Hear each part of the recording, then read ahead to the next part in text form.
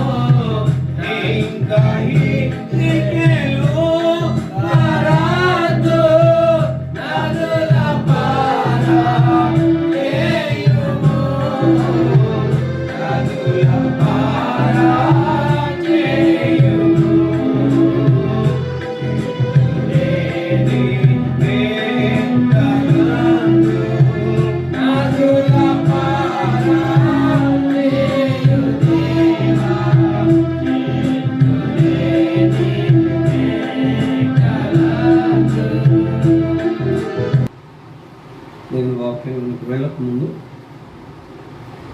Bible ఎత్తి Bible తల కంటే పైకి చూపించండి, బైబిల్ ఉందని తెలియాలి. దేవుని మందిరానికి ఏం తీసుకుని వస్తారంటే బైబిల్ తీసుకుని వస్తారని అనుభవం తెలియాలి. పైకి చూపించండి, సంతోషంగా ఉండండి, ఎలర్ట్గా ఉండండి.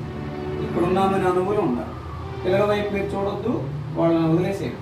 చిన్న వదిలేసేయండి ఫ్రీగా, చాలా మంచిగా ఉంటుంది. ఏది హద్దులో ఉంటుంది, జాగ్రత్త. చూడండి ఎటు పట్టుకుందాం, 2 చేతులతో పట్టుకుందాం అన్నమాట బైబిల్.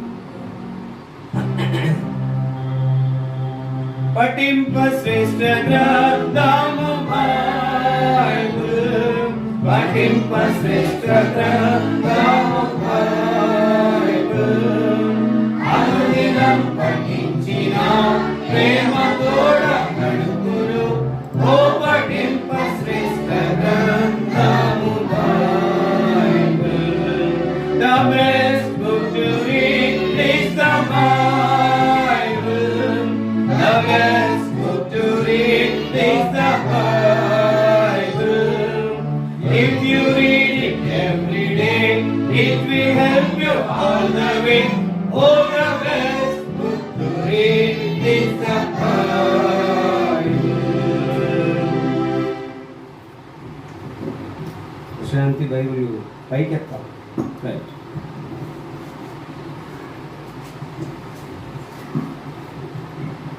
దేవుని వాక్యంలో నుండి ఏబు గ్రంథం 19వ అధ్యాయం. ఏబు గ్రంథం 19వ అధ్యాయం 23, 24, 25 వచనాలు అందరం కలిపి చదువుకుంటాం. పాత నిబంధనలో నుండి పేజీ నెంబర్ 434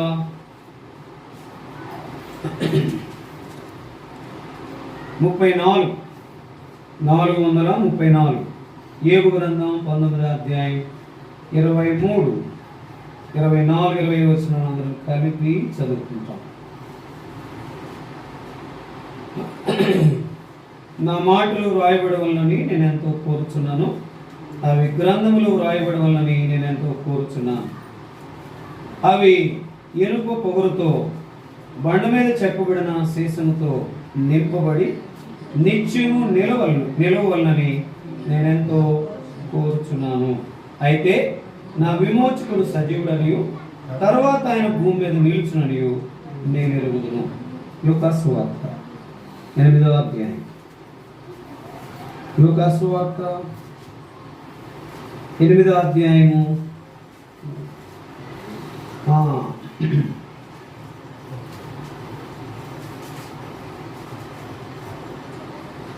క్షమించండి, మార్క్స్ వార్త 8వ అధ్యాయం 36, 37, 38 వచనాలు మళ్ళీ అందరం కలిపి చదువుకుంటాం. మార్క్స్ వార్త 8వ అధ్యాయం 36,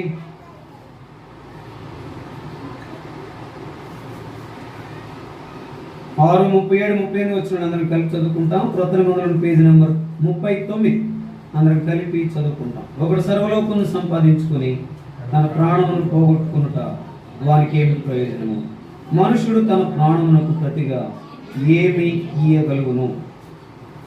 వ్యభిచారమును పాపమును చేయు ఈ తరము వారిలో నన్ను గూర్చియు నా మాటలను గూర్చియు సిగ్గుపడవాడెవడో వాని గూర్చి మనుష్య కుమారుడు తన తండ్రి మహిమ గలవాడై పరిశుద్ధ దూతలతో కూడా వచ్చినప్పుడు సిగ్గుపడునని చెప్పాను. ప్రభు సహాయం కొరకై ప్రార్థన చేసి ప్రేమ నమ్మకం లేని మా ప్రియ పలువుతాన్ని పాలన పొందనాలు స్తోత్రాలు చెల్లిస్తున్నా. నా ప్రభును ఈ రక్షకుడైన యేసుక్రీస్తు వారి అతి శ్రేష్టంగా హెచ్చించబడిన నామములు దేవా, ఈ యొక్క నేను హెర్మోను ప్రేమించి 2021 సంవత్సరంలో ప్రభా నాయన ఆగిపోయిన నాయన వారు కొడుకులో భాగంగా మే నెల, జూన్ నెల నేను జూలై నెల చేయలేకపోతుంది భాగంలో మీరు ఇచ్చిన కాన్ఫరెన్స్ ప్రేయర్ కొరకే ఉన్నాను. ప్రతిదినం నేను 6 గంటల నుండి 8 గంటల వరకు పెరుమోను సంఘమంతా ప్రార్థన చేసే భారాన్ని ఇచ్చినందుకే వందనాలు స్తోత్రాలు. పెరుమోను పిల్లలంతా కలిసి రాగలినందుకే వందనాలు స్తోత్రాలు. అదే సమయంలో ప్రభువా ఈ యొక్క 3 నెలలు ఆగిపోయిన విధానంలో ప్రభువా ఆగస్టు 1వ తారీఖు నుండి ప్రారంభించిన ఈ వార కూడికల్లో భాగంగా ప్రతి నెల 3వ బుధవారం, గురువారం, శుక్రవారం ఇచ్చిన ఉపవాస కూడికలను బట్టి వందనాలు స్తోత్రాలు. ప్రభువా నాయన మొదటి 2 దినాలు బుధ, గురు, శుక్రవారాలు మీరు మాతో మాట్లాడుతూ వచ్చినాను. ప్రభువా చదవబడిన ఈ లేఖన భాగాలను చదువుకుంటూ వచ్చినాం. కొన్ని మాటలు ధ్యానిస్తూ వచ్చాం. కొన్ని మాటలను బట్టి ప్రభా ప్రార్థన చేస్తూ వచ్చాం. కొన్ని మాటలను బట్టి నేర్చుకుంటూ వచ్చాం. ప్రభా మాతో మీరు మాట్లాడుతురండి. ఇది నాను కూడా చదవబడిన మా లేఖన భాగములను దీవెనకరంగా చేయండి.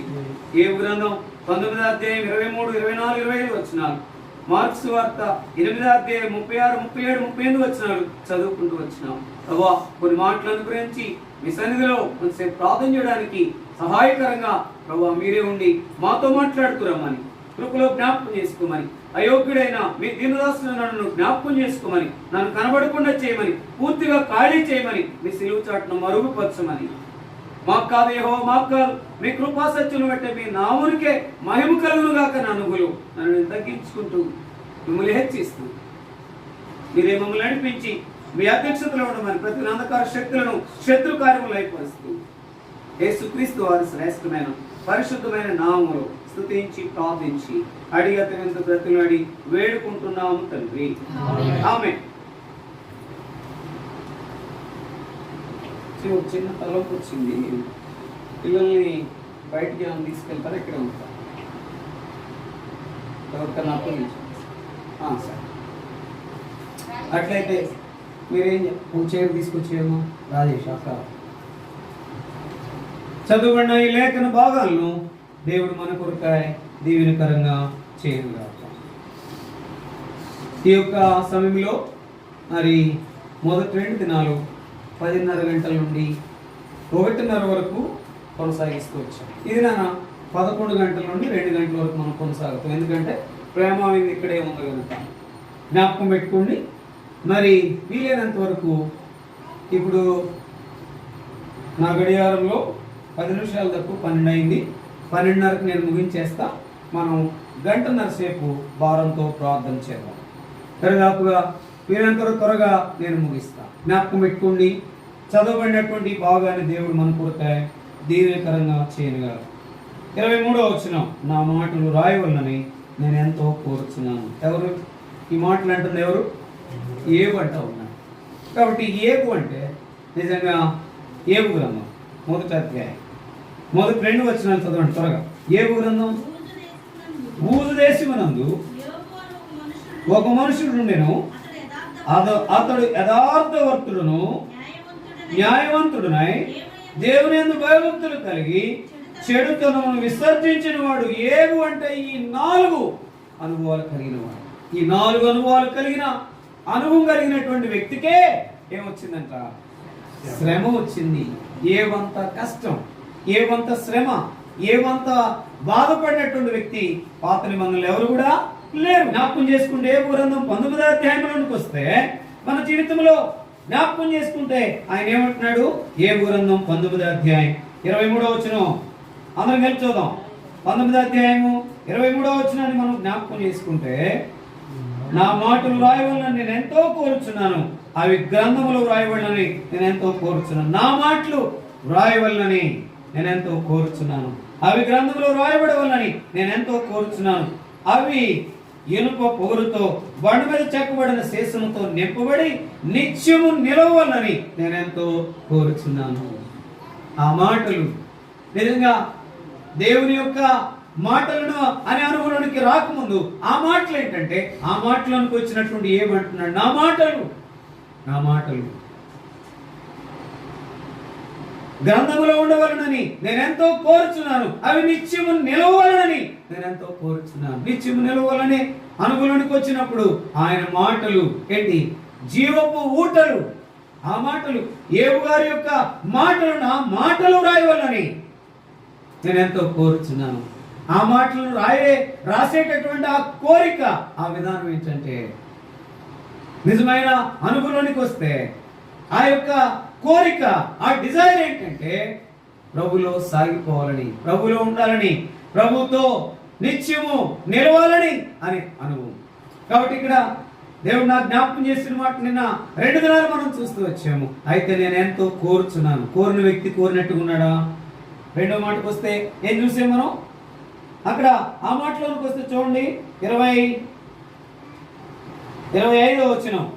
అయితే నా విమోచకుడు సజీవుడనియు తర్వాత ఆయన భూమి మీద నిలుచుననియు నేను ఎరుగుదును. అంటే రెండో మాట అంటే కోరుకున్న అనువులు అక్కడ నిలిచి ఉండలేదు. ఏమన్నాడు? ఆయన భూమి మీద నిలుచునని నేను ఎరుగుదును అంటున్నాడు. అంటే ఎరిగేటటువంటి అనుభవంలోకి వచ్చాడు. మూడవదిగా నా మట్టుకు నేనే కనులారా చూస్తున్నాను. అంటే నిజంగా నా మట్టుకు నేనే. అందుకనే ఒక మంచి మాట ఉంది. ఇక్కడేమో నా మట్టుకు నేనే చూస్తున్నాను అన్నాడు. ఇంకొక ఆయన కొత్త నిబంధనలో ఆయన కొత్త నిబంధన అంతట్లో శ్రమలకు మారు పేరు ఎవరు? అపోస్తలుడైన పౌలు. ఏమంటున్నాడు ఆయన? ఈయనేమో నా మట్టుకు నేనే చూస్తున్నాను అంటున్నాడు. ఆయన ఏమంటున్నాడు? నా మట్టుకైతే బ్రతుకుట క్రీస్తే. ఇది విశ్వాసులకు ఎంతో సవాలుగా మారాల్సినటువంటి అవసరం ఉంది. నా మట్టుకైతే బ్రతుకుట. ఈ అనుభవం ఉందా? ఈ అనుభవం ఉందా? మందిరానికి వస్తున్నాం, ఆరాధన చేస్తున్నాం, దాని తర్వాత ప్రార్థన చేస్తున్నాం, మళ్ళా బైబిల్ స్టడీకి వస్తున్నాం, మళ్ళా విజ్ఞాపనకి వస్తున్నాం, మళ్ళా చైన్ ప్రేయర్కి వస్తున్నాం. నా మట్టుకైతే బ్రతుకుట క్రీస్తు. ఎవరో సంగతి నీకు అనవసరం.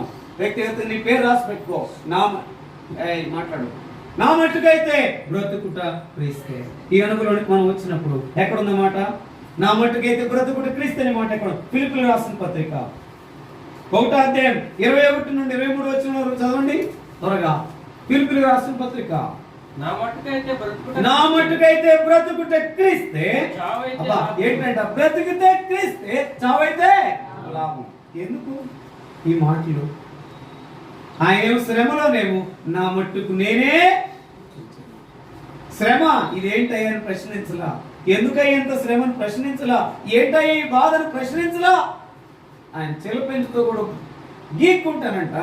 ఏంటి? వేడవాయించినట్లుగా ప్రభుని స్తుతించాడంట. శ్రమలో రక్తము నీరు చీమి కారిపోయేటటువంటి ఆ స్థితిలో ఆ చెలపెంచుతో గీక్కుంటా ఆ దురదకి, ఆ పుళ్ళుకి, ఆ నొప్పికి తాడుకోలేక ఏమంటున్నాడు?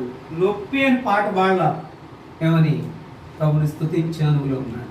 చిన్న నొప్పి వస్తే, చిన్న మాట వస్తే, చిన్న కలత వస్తే, చిన్న విధానాలు వస్తే మనం ఎంత కదిలిపోతాం, చెదిరిపోతాం, నలిగిపోతాం, ఇంకా దేవుని నుండి దూరం అయిపోతాము. చిన్న నొప్పి వస్తే, బాధ వస్తే. అందుకని చిట్టుకున్న ఏంటి? బాధ వస్తే మానేసేది ఎక్కడికి? ఎక్కడికండి? మందిరానికి. పెద్ద చెప్పండి. రెండోది, ఏదైనా చిట్టుకునే ఏదైనా కార్యం వచ్చిందంటే మానేసేది ఎక్కడికి? మందిరానికే. అయితే తలంపు ఏంటంటే ఆ కోరిక. నేను నీ కొరకే జీవించాలా, నేను నీ కొరకే పాడాలా, నేను నీ కొరకే వెళ్ళాలా, నేను నీ కొరకే అనేక మంది కొరకాయ నేను ఏం చేయాలా? రాబట్టేటట్టుగా నా ప్రయాసం ఉండాలా. ఈ అనుభవంలోనికి మనం వచ్చామంటే దేవుడు తప్పకుండా సహాయం చేసి తీరుతాడు. ముందు కోరాడు, తర్వాత నేను ఎరుగుదనని చెప్పాడు, తర్వాత నా మట్టుకు నేనే చూచెదను అన్నాడు. దాంట్లో స్నేహితులు ఉన్నారు, విమర్శించారు, బాధ పెట్టారు. భార్య విమర్శించింది, బాధ పెట్టింది. దాని తర్వాత అనేక మంది అనేక రకాలుగా బాధ పెట్టిన ఒక్క మాట ద్వారా కూడా ఏం చేయలేదు. ఏం చేయలేదు నాయన? ఎట్టంటే కదా ఏం చేయలేదు, పాపం చేయలేదు. అపోస్తలుడైన పౌలు కూడా ఎక్కడుంది ఆ మాట మనం చూస్తే 2 కొరింథీ 12వ అధ్యాయం 11వ అధ్యాయం చూస్తే కనుక ఆయన శ్రమలన్నీ ఎలా ఉన్నాయి. ఆయన ఒక 2-3 మాటలు చదవండి. అనేక పర్యాయములు ప్రయాణముల్లోను, నదుల వలన ఆపదల్లోను, దొంగల వలన ఆపదల్లోను, నా సర్వజనుల వలన ఆపదల్లోను, స్వజనుల వలన ఆపదల్లోను, పట్టణములో ఆపదలోను, అరణ్యములో ఆపదలోను, సముద్రములో ఆపదలోను, అది కపట సహోదరుల వలన ఆపదలో నేను ఉంటినా. ప్రయాసముతోను కష్టములతోను తరచుగా జాగరణములతోను ఆకలి దప్పులతోను తరచుగా ఉపవాసముతోను చలితోను దిగంబరత్వంతో ఉంటిని. ఇంకాను చెప్పవలసిన ఎన్నో ఉన్నాయి మొత్తం అక్కడ 16 దాకా ఉన్నాయి. సుమారుగా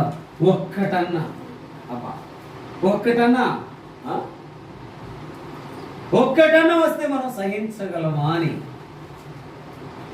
మన జీవితంలో.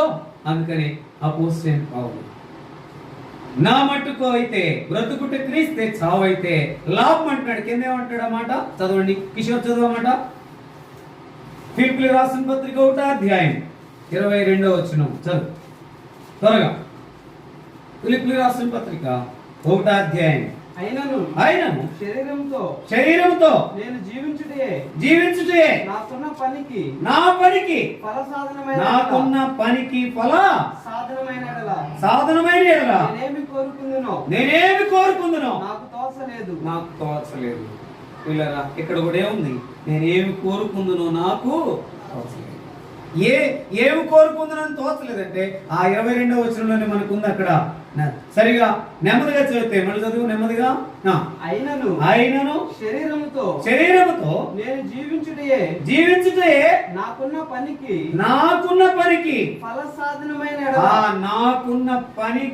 ఫలసాధనమైన నేనేమి కోరుకుందునో నాకు తోచలేదు.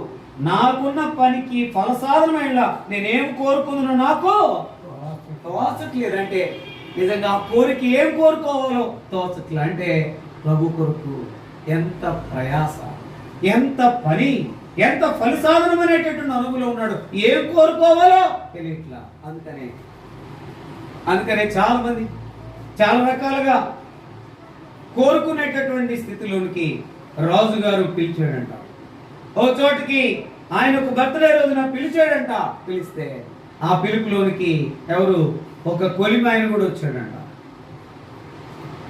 అయితే ఆ కొలిమాయని ప్రశ్నించింది ఏంటంటే, అందరూ వెళ్ళి ఆ కొలిమాయని ప్రశ్నిస్తుంటే, మీ రాజుగారు అంతకుముందు కూడా మీకు చెప్పారు, మీ రాజుగారు ఎలాంటి వాడు? భలే మంచివాడు. మీ రాజుగారు ఎలా చూస్తున్నాడు? బాగా చూస్తున్నాడు. మీ రాజుగారు ఏమి ఇస్తున్నాడు? అన్నీ ఇస్తున్నాడు. మీ రాజుగారి వల్ల ఏమైనా అభ్యంతరం ఉందా అని అడిగితే ఏ అభ్యంతరమో లేదని చెప్తే ఆ వెళ్ళిన మారువేషంలో వాళ్ళు ముందెళ్ళి అనేక మంది వెళ్ళి అడిగారు. తర్వాత మంత్రి వెళ్ళి అడిగాడు, భటులు వెళ్ళి అడిగారంట. దాని తర్వాత ఆ రాజుగారు కూడా 3 సార్లు వెళ్ళి అడిగితే ఒకే పదం, రాజుగారు ఎలాంటి వాడు? మంచివాడు. రాజుగారు ఎలా చూస్తున్నాడు? బాగా చూస్తున్నాడు. రాజుగారు ఏమేమి ఇస్తున్నాడంటే అన్నీ అని చెప్పాడంట. కానీ తను కష్టపడుతుంది ఎక్కడ? ఇదే పనిలో, కొలిమి పని అంటే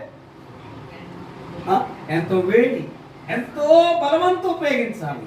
ముందు తిప్పాలి, తర్వాత ఏం చేయాలి? దాన్ని బాగా కొట్టాలి, దాని తర్వాత వేడిని భరించాలి. ఆ కొలిమి ఉన్నా అయ్యే ఏమి రాజుగారు ఎంత ఇచ్చినా కానీ ఏముంది? కష్టాలు తప్పలేదనే అనుభవం అనుకుంటుంది. కానీ ఆ కొలిమైంది కూడా పిలిచినాడు. పిలిస్తే అయ్యా నేను రాజుగారి గురించి మంచి చెప్పాను, నేను చెడేం చెప్పాల. 3 విషయాలు చెప్పా. రాజుగారు ఎలాంటి వాడు? మంచివాడు. రాజుగారు ఎలాగా పరిపాలిస్తున్నాడంటే మంచిగా పరిపాలిస్తున్నాడు. రాజుగారు ఏమి ఇస్తున్నాడంటే అన్నీ ఇస్తున్నాడు అని చెప్పాను. అయ్యా నన్ను ఎందుకు తీసుకెళ్తున్నారంటే రాజుగారు అంటే దేనికి కొదవలేదు, దెబ్బలకి కొదవలేదు, డబ్బులకి కొదవలేదు. ఇప్పుడు ఆయన డబ్బులైనా ఇవ్వచ్చు, దెబ్బలైనొచ్చు. ఇప్పుడు ఈయనేమనుకుంటాడు? కొలిమెతను డబ్బుల కోసం అనుకుంటాడా, దెబ్బల కోసం అనుకుంటాడా? చెప్పండి. అమాంతం వచ్చి బట్టలు తీసుకెళ్తుంటే దేని కొరకు అనుకుంటాడు? దెబ్బల కొరకు అనుకుంటాడు, డబ్బుల కోసం అని అనుకోడు. అంటే నేనేమంటానంటే మాట కొరకే అంటమే కానీ దానిలో ఎవరు కూడా నిలబడి ఉండేవారు కారు. పెట్టుకోవాలి. నా మట్టుకైతే ఈ మాటని నిలిచిన పౌలు వలె ఆ శ్రమలో కూడా నేను ఎంతో కోరుచున్నాననే ఏబువలే, నేను ఎరుగుదుననే ఏబువలే. దాని తర్వాత నిజమైన అనుభూలో నా మట్టుకు నేనే చూసిన అనుభూలు మనం నిలుచున్నామంటే మన జీవితంలో ముందుకు కొనసాగుతాము. అదే వాక్యానికి, అదే ప్రార్థనకి, అదే విశ్వాసానికి ఎంతో అనుభవాన్ని తీసుకొస్తుంది. వాక్యం చదివేవా? నీ జీవితంలో ఎంతో నెమ్మది ఉంటుంది. ప్రార్థన చేసేవా, ఎంతో ధైర్యం ఉంటుంది, విశ్వాసంగా ముందుకు వెళ్ళావా, సాగిపోవడానికి కారణమో నిలుస్తుంది. ఈ అనుభవంలో నిలిచినామంట. అందుకనే ఇలాగ నిలవాలంటే ముందు మనం ఏం చేయాలా? పౌరులో ఉన్నట్టు 4 లక్షణాలు కూడా చూసాము. ఏంటి? మొట్టమొదట నేను నీ కొరకే ఉన్నాను అని చూసాము, దాని వచనాలు తెరవటం లేదు. రెండో లక్షణం ఏం చూసాము రాజేష్? పౌరులో అది ఎలాంటిది?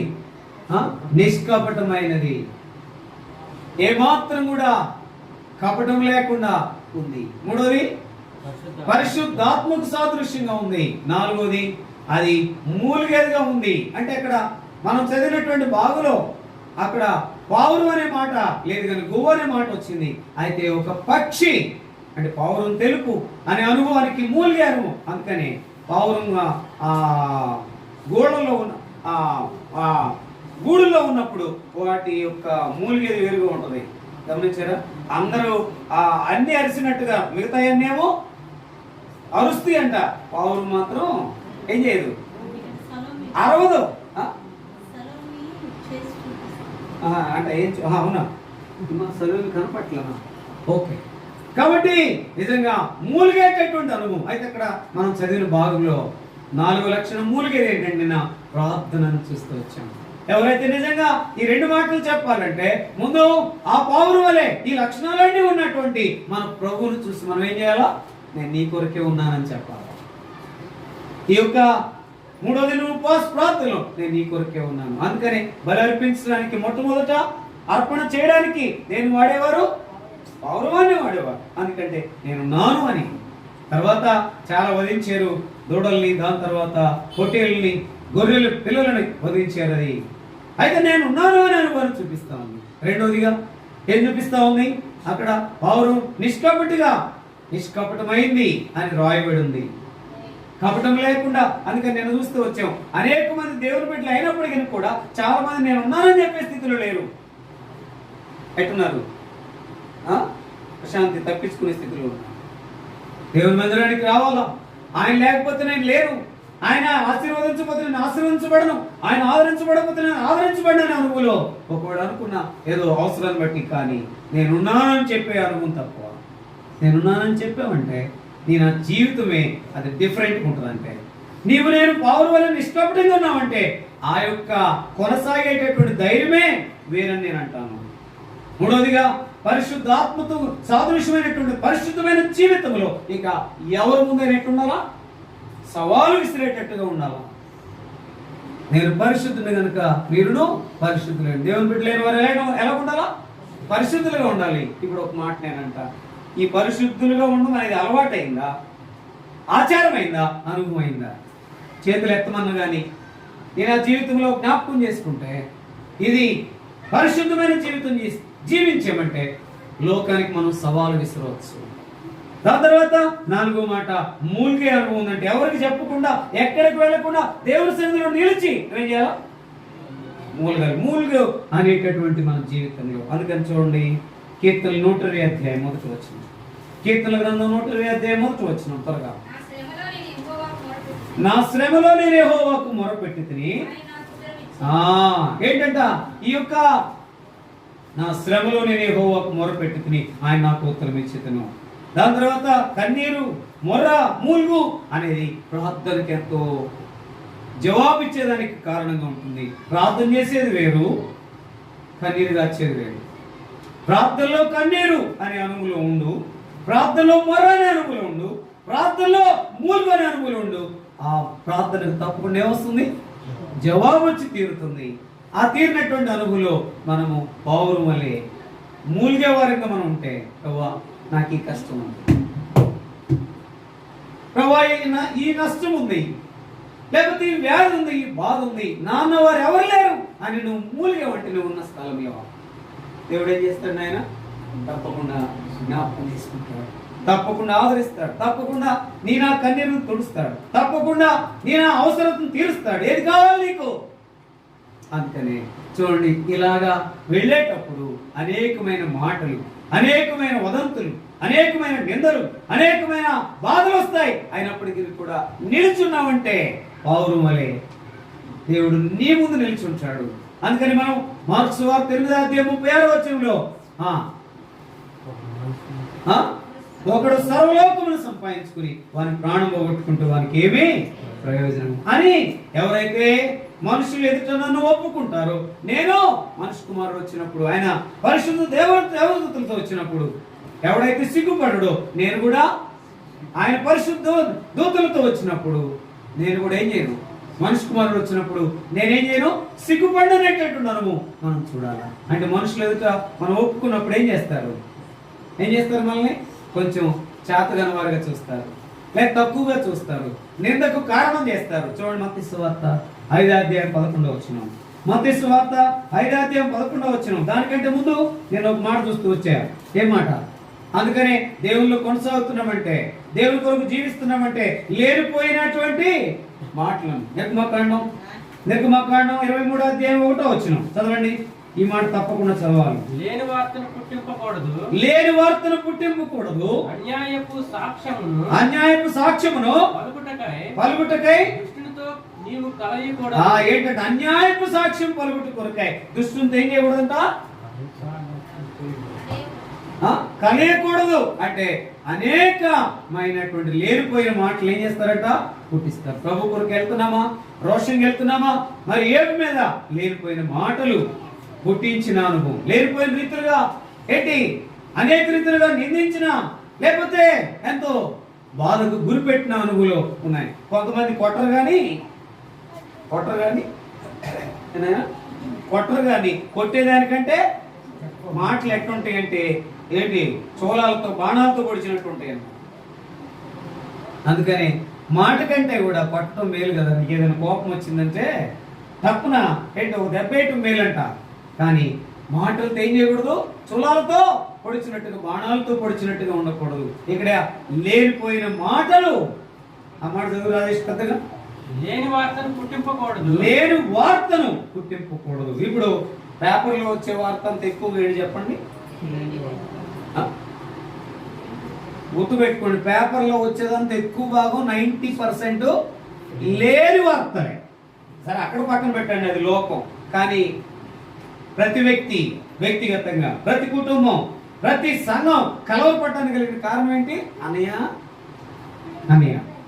ఎంత నెలలకు వస్తారు వచ్చి ఆమె గురించి తెలుసా నేను నీకు, ఈయనేమనాలి ఈ అన్నయ్య, ఆమె గురించి నాకు తెలియక్కర్లేదమ్మా, నీ గురించి నా గురించి తెలిస్తే చాలు. ఇప్పుడు నీవు నేను ఎట్టున్నావు అనే మనుషులు ఉంటే ఎట్టుంటది? అసలు అన్నయ్య ఆయన గురించి తెలుసు అనేవాళ్ళు, లేకపోతే అన్నా బ్రదర్ ఇలాంటి అనేవాళ్ళు ఎవరు కూడా ఉండరు. అయితే ఈ లోకంలో, సంఘంలో అనేక రకాలైనటువంటి పరిస్థితులు కూడా రావటం ఏంటంటే, అక్కడ ఏంటంటే నేను ఉన్నానని చెప్పే స్థితిలో లేరు, ప్రభువును చూపించే స్థితిలో లేరు. దాని తర్వాత కష్టం వచ్చినప్పుడు ప్రార్థన అనేటటువంటి స్థితిలోనికి వచ్చేవారు ఉన్నారు, కానీ నిజమైన అనుభవంలో నేను ఉన్నానని చెప్పేవారు లేరు, నిష్కపటంగా ఉన్నవారు లేరు ఈ దినాల్లో. దాని తర్వాత పరిశుద్ధంగా జీవించి ఆ జీవితాన్ని ప్రభు కొరకు అంకితంగా ఆయన కొరకు ఎదురు చూసేవారు లేరు. అంత మాత్రం కాకుండా ఈ దినాల్లో నిజమైనటువంటి ఆత్మీయమైన స్థితి కొరకు, అంతస్తు కొరకు ఏం చేసేవారు లేరు, మూలిగేవారు లేరు. చూడండి ఒక మాట, పౌరులో ఉన్నటువంటి అనుభవం ఏంటంటే మీకు నేను జ్ఞాపకం చేస్తా ఉన్నా. చూడండి ఒక మాట, నిజంగా ఆ యొక్క విధానంలో ఆదికాండం 8:11. ఆదికాండం 8:11 త్వరగా చదవండి. ఆదికాండం 8:11. పెద్ద చదవమ్మా. సాయంకాలమున అది అతని యొద్దకు వచ్చినప్పుడు త్రుంచబడిన ఒలీవ చెట్టు ఆకు దాని నోట నుండెను గనుక తగ్గిపోయినని నోవాహునకు తెలిపెను. అంటే ఇక్కడ జ్ఞాపకం చేసుకుంటే 120 సంవత్సరాలు కట్టిన ఆ ఓడలో ఎంతమంది ప్రవేశించారు? ఏమని కలవరు, కూర్చో. 120 సంవత్సరాలు కట్టిన ఆ ఓడలు ఎంతమంది ప్రవేశించారు? ఎవరైనా వచ్చారా? ఆ కుటుంబం తప్ప ఎంత కాలం ప్రకటించిన ఎవరైనా వచ్చారా? కానీ ఎవరు రాలేదు. కానీ అక్కడ విచిత్రం అని చెప్పండి, సృష్టిలో ఉన్న ప్రతి పక్షి, ప్రతి జంతువు జతల జతలుగా వచ్చినాయి. ఆ జతలు జతలుగా వచ్చిన ప్రత్యేకమైన పక్షి ఏంటో తెలిసిన? అందుకనే ముందు ఎవరిని పంపించాడు? పౌరాన్ని పంపించాడు, కాకిని పంపించాడు. కాకి ఎవరికి సాదృశ్యం? కాకి ఎవరికి సాదృశ్యం? లోకానికి సాదృశ్యం, మనిషికి సాదృశ్యం. అందుకనే కాకి ఏం చేసిందంటే, కాకి అసలు ఏం చేసింది? చూసింది. అప్పటికే జలప్రలయం వచ్చి ఎక్కడ చూసినా ఏమవుతున్నాయంటే శవాలు తేలుతున్నాయి. దాని స్వభావం ఏంటి? తిండే. చాలా మందికి తిండంటే మక్కువ, అందుకని దేవుణ్ణి మర్చిపోతున్నారు. అందుకని బైబిల్ అది తెరవట్లేదు, కానీ వాళ్ళ కడుపే వాళ్ళకి దేవుడు. అయితే కాకి వెళ్ళింది, ఏం చేసిందంటే ఒక శవాన్ని చూసింది. చూసిన తర్వాత ఏం చేసింది? అది పొడుచుకుంటూ తింటుంది అనుకుంది. కానీ మళ్ళీ ఒకవేళ ఆ ఓడలోకి వెళ్దాం అనుకుందో నాకు తెలియదు, కానీ పొడుచుకుంది, తిందాము అని అనుకుని మరలా వెళ్దాము పైకి ఎగిరిపోదాం అనుకుందేమో, కానీ ఏం చేసింది? తినే రందిలోనే ఉంది. కానీ తన కాళ్ళను బట్టి ఆ యొక్క శవము ఏంటి బాగా కులిపోయిన స్థితిలో తన ఏమైపోయినట్ట, తన కాళ్ళన్నీ పొదులుగా ఉంటాయి కనుక దిగజారిపోయింది. మరలా పైకి రాలేని స్థితి, ఓడలోనికి రాలేని స్థితి, అప్పగించిన పని చేయలేని స్థితి ఉంది. కాకి అంటే మానవునికి, కాకి అంటే లోకానికి, కాకి అంటే మర్చిపోయే స్థితి, కాకి అంటే ఏంటి ఆహారానికి మొదటి స్థానం ఇచ్చే స్థితి, కాకి అంటే పైపై సంతోషించేటటువంటి అనుభవం. అయితే వెళ్ళింది కాకి, మరలా తిరిగి రాలేదు. ఆయన మరలా పావురాన్ని వదిలేడు, తిరిగి ఏం తీసుకొచ్చింది? ఒక గుర్తుగా చూసి ఏం చేసింది? ఒక ఒలీవ మొక్కను తీసుకొచ్చింది, అంటే ఆకును తీసుకొచ్చింది. ఆకును తీసుకొచ్చిన అనుభవం ఏంటంటే ఆయన చెప్పిన పని చెప్పినట్లుగా చేసి, అంటే ఏం చేసింది? ఇప్పుడు ఒలివ మొక్కను తీసుకొచ్చిందంటే అర్థం ఏంటి? ఇప్పుడు నీళ్ళన్నీ ఏమైపోయినాయి? ఇంకిపోయినాయి, నిండిపోయినాయి. దేవుని కొరకు స్తుతించామంటే, దాని తర్వాత దేవుని కొరకే జీవించామంటే, దేవుని కొరకు ఎదురు చూసామంటే నీకంటే ఏది కూడా తక్కువ కాదు. ఇప్పుడు ఆ పావురంలో ఉన్న అనుభవం ఏంటి? సమాధానానికి గుర్తుగా మళ్ళా వచ్చి నిజమైన అనుభవాన్ని వార్తను చెప్పింది. నువ్వు అనేక మందికి సమాధానకరంగా ఉన్నావా, లేకపోతే లేని వార్తలు పుట్టించే అనుభవంలో ఉన్నావా? అందుకని కొంతమంది వేగెళ్ళారు. వేగెళ్ళి ఏం చేశారు? అది చాలా బలిష్ఠులుగా ఉన్నారు, వాళ్ళతో మనం గెలవలేమన్నట్లుగా.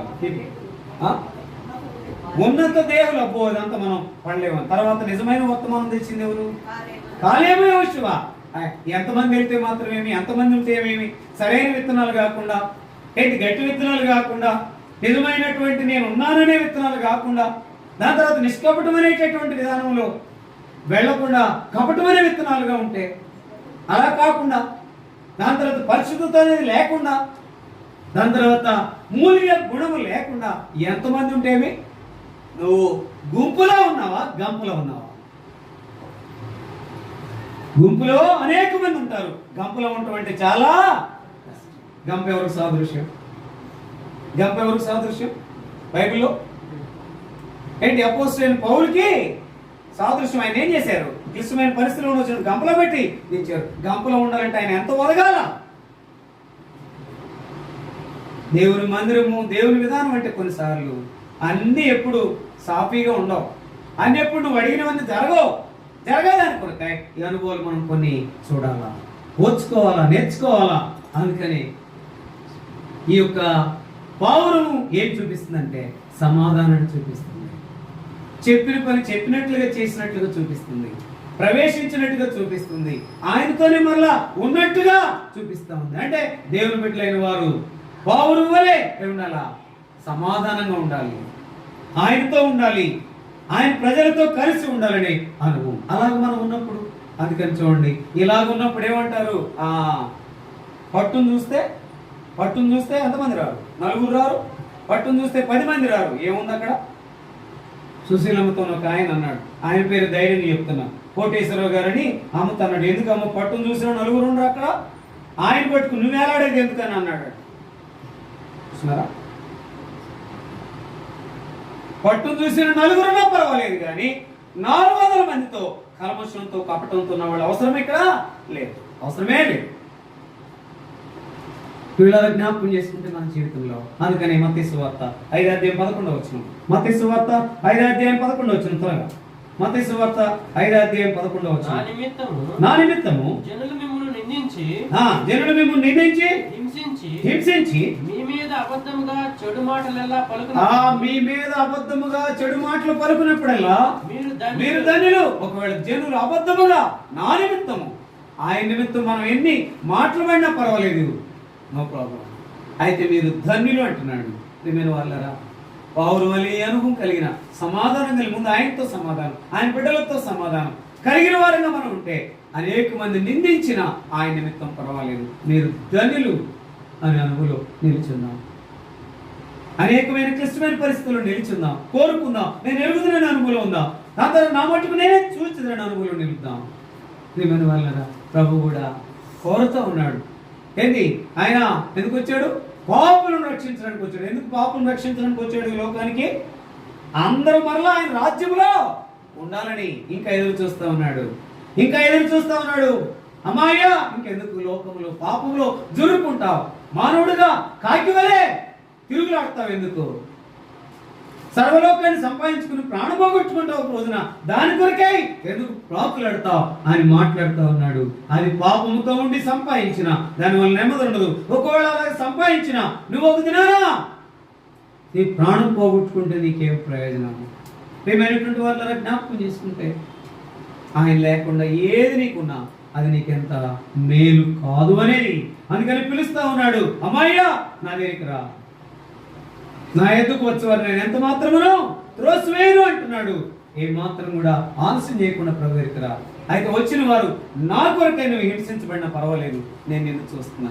నా కొరకై నువ్వు మనుషులు ఎదుట నువ్వు సిగ్గుపడకుండా ఉంటే, ఒప్పుకుంటే, నేను పరిశుద్ధ దూతలతో మనిషి కుమారుడు వచ్చినప్పుడు నేను కూడా సిగ్గుపడినావు, నేను ఒప్పుకుంటానని కూడా ఇంకో చోట రాయబడి ఉంది. మీరు మనుషులు ఎవరైతే నన్ను ఒప్పుకుంటారో అక్కడ నేను మిమ్మల్ని ఒప్పుకుంటాను. ఎవరైతే మనుషులు సిగ్గుపడరో నేను కూడా పరిశుద్ధ దూతలతో మనిషి కుమారుడు వచ్చినప్పుడు నేను కూడా సిగ్గుపడినాను అంటున్నాడు. అయితే ఎంత మాత్రం ఎంత నీ పక్కన ఉన్నవారో, లేకపోతే నీతో ఉన్నవారో, నీతో కలిసిన వారో, ఎవరైనా నీ బంధువులో, నీ స్నేహితులు నిన్ను ఎంత హింసించినా ఏరే ధన్యతలోని అనుగులు నిలిచుండు. దేవుడు జ్ఞాపకం చేసుకుని మనల్ని నడిపిస్తాడు. అందుకని దాని కొరకు ఏం చూసాము? ఇలాగ నువ్వు పావురు వలే కనుక ఈ అనుగులో మనం ఉంటే నేను 3 విషయాలు చూసాం. ఏంటది? ఒకటి ఏం చేస్తాడు? మన దుఃఖాన్ని తీసివేస్తాడు. అందుకని దుఃఖం ఏమైపోయింది?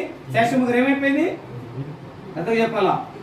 ఎగిరిపోయింది, వెళ్ళిపోవటం కదా, ఎగిరిపోయింది లేదు. రెండోది, మన రోగాన్ని ఏం చేశాడు? ఆయన బాగు చేశాడు. బాగు చేసిన దాంట్లో ఏంటి? ప్రథమంగా సుశీలం ఉంది. ఎక్కడ క్యాన్సర్, ఎక్కడ 7 సంవత్సరాలు బాగు చేసి అందరికంటే ఎలర్ట్గా ఉండేటటువంటి కృపను దేవుడు అనుగ్రహించాడు. మూడో మాట ఏం చూశాడు? అక్కడ మూడో మాట మనల్ని ఏం చేశాడు? ఆయన నేను ఎప్పుడు బలహీనుడు అప్పుడే బలవంతుడు అన్నట్టుగా అపోస్తలుడైన పౌలు వలె మనకు బలం అనుగ్రహించాడు ఇది వరకు. అందుకని మన జీవితంలో ఆ మాట కూడా ఒక మాట మనం చూడాలి, జ్ఞాపకం చేసుకుంటే. చూడండి, ఆ మాటలోనికి మనం వచ్చినప్పుడు జ్ఞాపకం చేసుకున్నప్పుడు చూడండి ఒక మాట. మత్తయి సువార్త 5:11 చదవండి. మత్తయి సువార్త 5:11 నా నిమిత్తము, అది గుర్తుపెట్టుకో చాలు, నా నిమిత్తము జనులు మిమ్మును నిందించి హింసించి. ఇప్పుడు ఎవరికి ఉంది ఈ మాట? నిందించిన ఎవరికి ఉంది? నిందించిన ఏవుకుంది. దాని తర్వాత హింసించిన ఎవరికి ఉంది? ఏవుకుంది. అందుకని ఎంత హింసించాడో ఎవరు? సాతానుడు. అయినప్పటికీ కూడా వాడి హింసకి ఎంత మాత్రం కూడా లోబడకుండా దేవుణ్ణి స్తుతించిన అనుభవంలో సాతానుడు ఏమైపోయాడంట? ఓడిపోయాడు. మన చిన్న త్రుటిలో ఏది శ్రమ వచ్చినా ఆయన కొరకు నిలిచేవంటే ఆ శ్రమను ఎట్లా తీసివేస్తాడు అట్లా. అందుకని సామెతల గ్రంథం 31:17 చదవండి. రమేష్ పెద్ద చదవండి. సామెతల గ్రంథం 31:17 త్వరగా. సామెతల గ్రంథం 31:17 31:17 చదవండి త్వరగా. సామెతల గ్రంథం 31:17 చదువు రాజేష్ చదువు. ఆమె నడుకట్టు చేత నడుము బలపరుచుకొని నడుము బలపరుచుకొని. ఏం బలపరుచుకుని? నడుము. సరిగ్గా చదవండి, పెద్దగా చదవండి. ఆమె నడుకట్టు చేత నడుము బలపరుచుకొని చేతులతో బలముగా పనిచేయను. ఇప్పుడు ఏంటంటే చేతులతో నడికట్టు బలపరుచుకుని ఏం చేసిందంట? చేతులతో ఏం చేసిందంట రమేష్ బ్రదర్? బలముగా పనిచేయను. చేతులతో బలముగా పని చేసింది. అంటే ఈ యొక్క ఆమె అంటే ఎవరు? సంఘము. ఈ సంఘం ఏం చేయాలా? అందుకని నేను చూసేము ఏంటి, నీ ప్రియుని యొక్క విశేషం అంటే ఏంటంటే ఏంట అన్న ఆ ప్రియుని కాదు ఆ మాట ఒక మాట స్పష్టంగా వాళ్ళు అన్నారు కదా, వేరు ప్రియుని కన్నా నీ ప్రియుని విశేషమైనటువంటి విశేషమే నా ప్రియుడు వేరే. అంతే, నా ప్రియుడు నేను ఉన్నానని చెప్పిన వాడు, నా కొరకు వచ్చిన వాడు, నా కొరకు ఎదురు చూస్తున్నవాడు, నా ప్రియుడు పరిశుద్ధుడే. నా ప్రియుడు ఏంటి? ఎలాంటి వాడు? ఆయన నిష్కల్మషి, నిర్దోషి, పాపుల్లో చేరకు ప్రత్యేకమైన ఉన్నవాడు నా ప్రియుడే. అందుకని వేరు ప్రియుని కన్నా నా ప్రియుని విశేషం ఇది అని చెప్పాను. ఎట్లా ఉండాలట? సంఘం ఉండాలి. ఈ సంఘం ఇలా చెప్పాలంటే ముందు నేనున్నాను, నేను నిష్కపటంగా ఉన్నాను, పరిశుద్ధంగా ఉన్నాను, మూలుగుతున్నాను, సమాధానంగా ఉన్నానని చెప్పాలి. ఈ అనుభవం ఉంటే దేవుడు నిన్ను నీ దుఃఖాన్ని తీసివేస్తాడు. ఈ అనుభవం ఉంటే నీకు ఉన్నటువంటి ప్రతి రోగాన్ని స్వస్థపరుస్తాడు, బాగు చేస్తాడు. దాని తర్వాత బలాన్ని ప్రసాదిస్తాడు. చూడండి ఒక మాట, అందుకని అలాగ ఉన్నామంటే నీ నా జీవితంలో జ్ఞాపకం చేసుకుంటే పని చేసేవారు ఉండాలి, సంఘము పని చేసేవారు ఉండాలి. అదే మనం పనిలో ఉండాలా, ఆయన పనిలో ఉండాలి. పని అంటే ఏంటంటే ఆ యొక్క ఆమె సామెతలు 31 అధ్యాయం అంతా చదువుకోండి.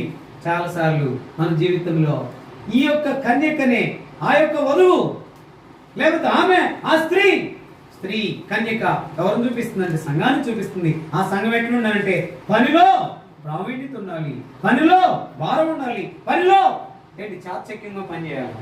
కొంతమందికి పని అప్పగించేవంటే ఏంటి ఎంత స్పీడ్గా చేస్తారో చెప్పండి. లేకపోతే అన్నీ అందుబాటులో ఉండాలి. ముందుగానే ఏం చేయాలి? మందిరానికి ఏం కావాలో, సువార్తకి ఏం కావాలో సిద్ధపరచుకోవాలి. ఎక్కడ ఉంది ఏమంటాను నేను? సువార్త ఉందంటే ఏమంటాను? బ్యాటరీ పెట్టాలా? ఎలాంటి త్వరగా వెళ్ళారా లేదా? పెట్టారా లేదా? దేవుని పని చేయాలి. ఈ దినాల్లో సేవకులు మొదలుకుని, నాయకులు మొదలుకుని, పెద్దలు మొదలుకుని, పరిచారకులు మొదలుకుని, విశ్వాసులు మొదలుకుని ఏ పనిలో ఉన్నారు? డబ్బు సంపాదన అనే పనిలో ఉన్నారు. మూడింటిని తెగించాలా? ప్రభు కొరకు పని చేయాలంటే ఏంటది? డబ్బును తెగించాలా, కులాన్ని తెగించాలా, అధికారాన్ని తెగించాలా. జ్ఞాపకం చేసుకుంటే దేవుని పనిలో మనం కలిగిన అనుభవం కలిగిన వారంగా ఉండాలి. చూడండి ఒక మాట చదవండి, జకర్యా గ్రంథం.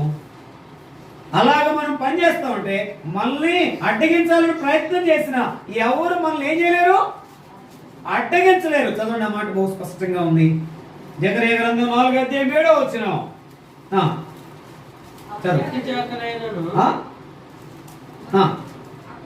అప్పుడు అతడు నాతో ఇట్లను జెరుబ్బాబెలు ఏంటిది? జెరుబ్బాబెలునకు ప్రత్యక్షమగు ఇదే శక్తి చేతనైనను బలము చేతనైనను కాక నా ఆత్మ చేతనే ఇది జరుగునని సెలవిస్తున్నాడు. ఏది చేయాలన్నా మన శక్తి చేత, ఏంటి బలము చేత కాదు కానీ ఆయన ఆత్మ చేత. ఎవరైతే ఆత్మ చేత నడిపించబడతారో వారు దేవుని కార్యాలు చేస్తారు. దేవుని ఆత్మ చేత నడిపించబడాలంటే ఈ 4 అనుభవాలు మనం కలిగి ఉండాలి, 5 అనుభవాలు కలిగి ఉండాలి. సమాధానం కలిగిన అనుభవం మనం ఉన్నప్పుడు చూడండి ఒక్క మాట. అందుకనే పౌరులు ఒక్క మాట మీకు చూపించి తర్వాత ముందుకు వెళ్తాము. పరమగీతంలో 2వ అధ్యాయం 14వ వచనం. పరమగీతంలో 2వ అధ్యాయం 14వ వచనం చదవండి. పరమగీతంలో 2వ అధ్యాయం 14వ వచనం జ్ఞాపకం చేసుకోండి. నా పౌరమా,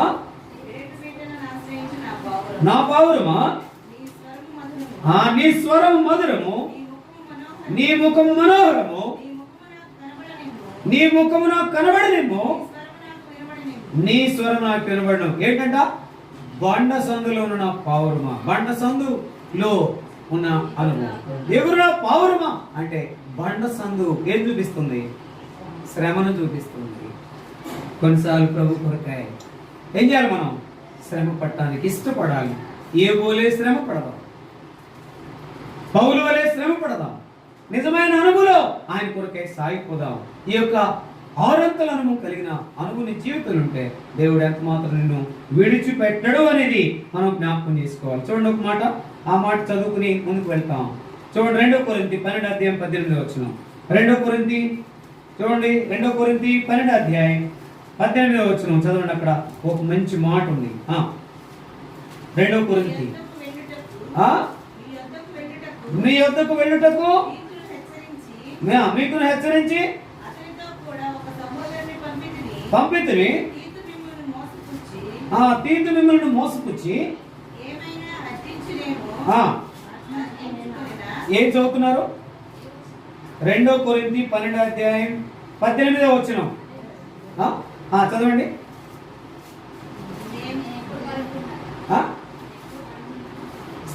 2 కొరింథీ 12:18 మేము అది చదవండి. ఆ మాట కావాలా?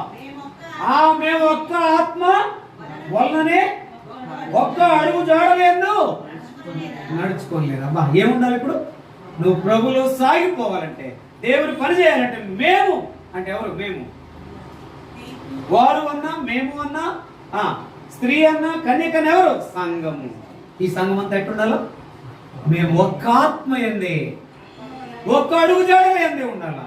ఈ ఒక్క ఆత్మ ఎందు ఒక్క అడుగు జాడలు ఉంటే ఆ సంఘాన్ని ఎవరు కూడా ఏమీ చేయలేరు. ఒకవేళ అడ్డుగించిన, ఒకవేళ మన శక్తి చేత, మన యొక్క బలము చేత కాక ఆయన ఆత్మ చేత నడిపించబడే అనుభవంలో మనం ఉన్నామంటే చాలు. అప్పుడు దేవుడు ఏం చేస్తాడు? తప్పకుండా 3 అనుభవాలు ఇస్తాడు, ప్రార్థనలు జవాబిస్తాడు. చూడండి ఒక మాట త్వరగా చదవండి. అప్పుడు ఏం చేస్తాడు దేవుడు? ఆయన దగ్గరికి వస్తే నీకు నాకేమిస్తాడు అది కోరుకో. యోహాను సువార్త 15:23 యోహాను సువార్త 15:23 చదవండి. యోహాను సువార్త చదవండి. యోహాను సువార్త 15:23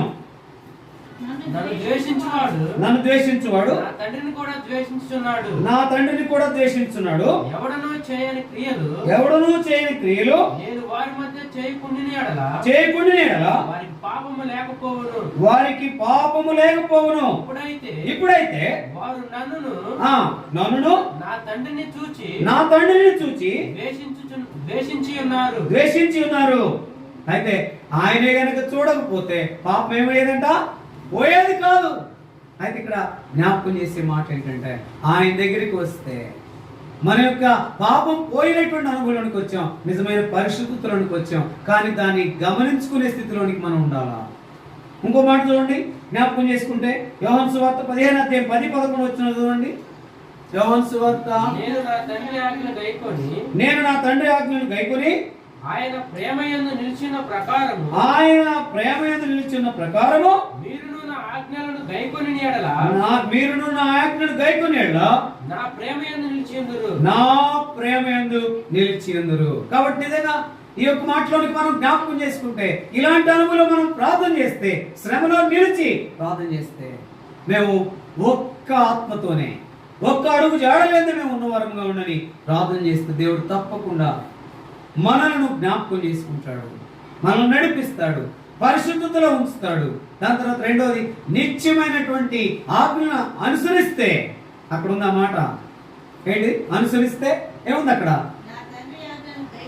గైకొని నిలిచి ఉన్న ప్రకారము గైకొని ఎడల అది నా ప్రేమ యందు నిలిచి ఉంది. ఆజ్ఞను గైకొని ప్రేమ యందు నిలిచి ఉంటే అప్పుడు ఏమైంది?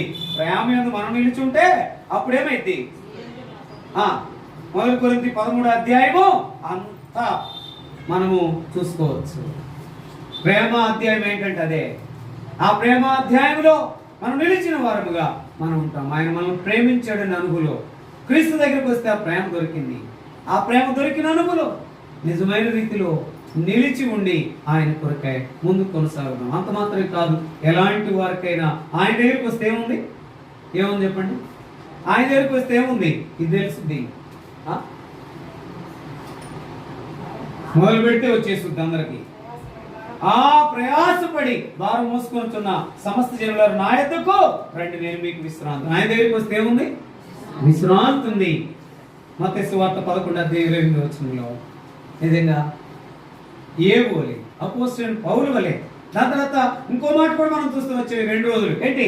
ఎవరి వలె? ఏలియా ఎలీషా వలె, బోయాజు వలె ఉపకారం చేసేటటువంటి అనుకూలం నిల్చున్నామంటే ఆ సాక్ష్యం ఎక్కడికి పోదు, ఆ పని ఎక్కడికి పోదు, ఆ ప్రార్థన ఎక్కడికి పోదు, ఆ అనుభవం ఎక్కడికి పోదు, ఆ యొక్క నిజస్థితి ఎక్కడికి పోదు.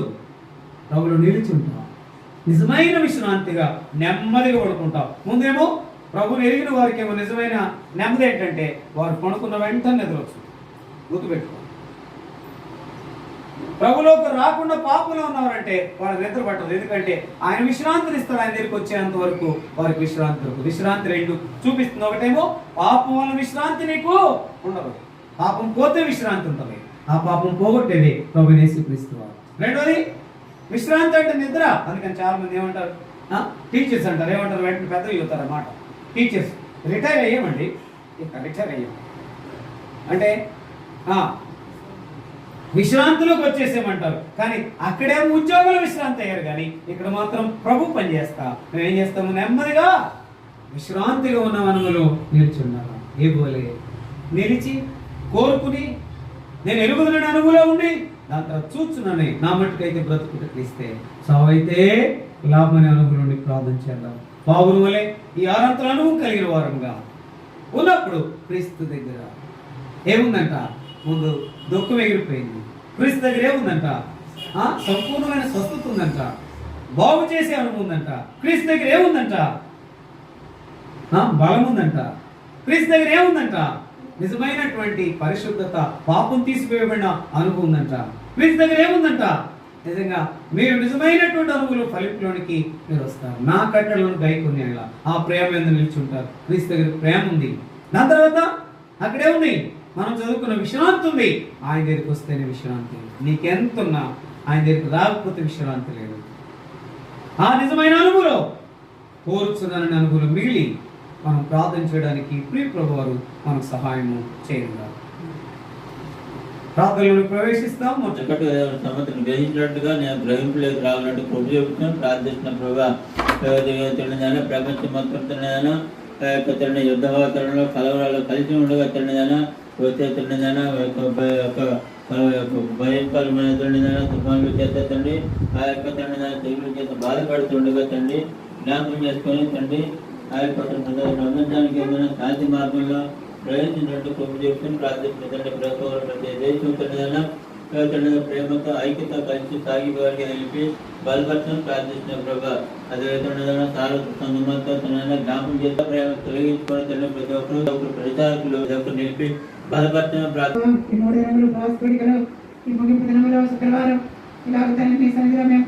కనబట్టడానికి ఇచ్చిన భాగ్యం కొరకై నీ వందనాలు ప్రభా. చేరివేసిన బిడ్డలందరినీ బట్టి నేను చేస్తున్నాను తండ్రి. ప్రభా నీ దాసుల నుండి యోగ గ్రంథం ద్వారా మాట్లాడుతూ వచ్చావు. అలాగే తండ్రి బోయాక అనుభవంలోకి నడిపిస్తూ వచ్చావు ప్రభా. నేను స్తోత్రం. బోయేసి కూడా ప్రభా చచ్చిన వారికి